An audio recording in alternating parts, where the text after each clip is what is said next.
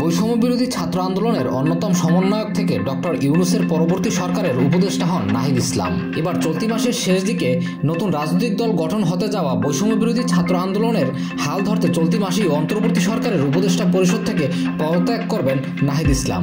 দেশের বেসরকারি একটি টেলিভিশনকে দেওয়া সাক্ষাৎকারে তিনি এমনটা জানিয়েছেন।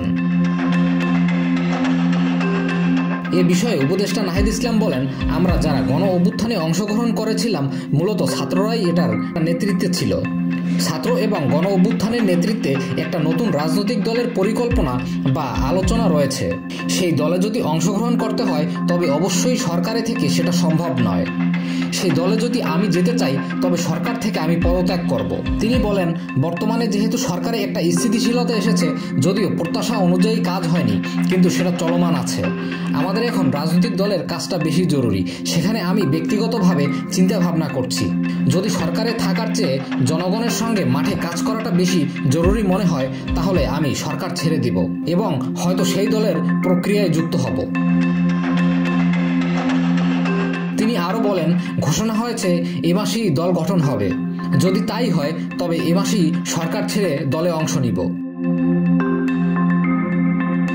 এদিকে আজ 15ই ফেব্রুয়ারির মধ্যে দল ঘোষণা করার কথা ছিল গণ অভ্যুত্থানে নেতৃত্বদানকারী শিক্ষার্থীদের সংগঠন জাতীয় নাগরিক কমিটি ও বৈষম্য বিরোধী ছাত্র আন্দোলনের।